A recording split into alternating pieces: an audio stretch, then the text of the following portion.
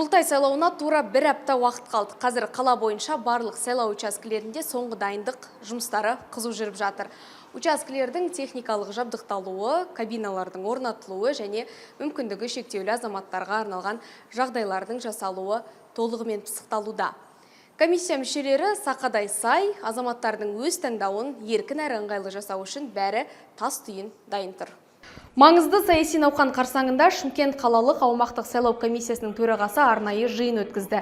Кездесуде барлық учаскелердің әзірлігі, техникалық жабдықталуы мен ұйымдастыру шаралары егжей-тегжей пысықталды. Жауапты өкілдер саяси шараны жоғары деңгейде өткізуге дайынбыз дейді.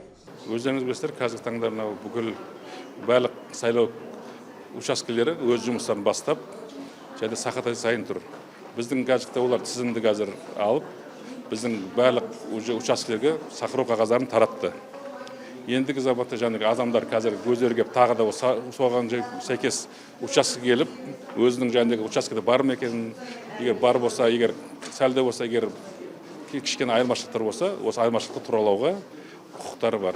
Бізде қазір Шымкент қаласында жергілікті атқарушы органның берген сайлау 713.491 сайлаушымыз бар. Соған байланысты орталық сайлау комиссиясы қазір 626 сайлаушы бюллетень дайындалды. Ол бюллетендерге Шымкент қаласынан келді. Біз оны 21 тамыз күні таратамыз. Шымкентте дауыс беруге арнайы 25 орын белгіленген, яғни әр ауданға 5 нысаннан келеді. Ерекше қажеттілігі бар азаматтар үшін де толық жағдай жасалған. Сайлау учаскелерінде арнайы бұрыштар жабдықталып, микрофондар мен трафареттер қойылды.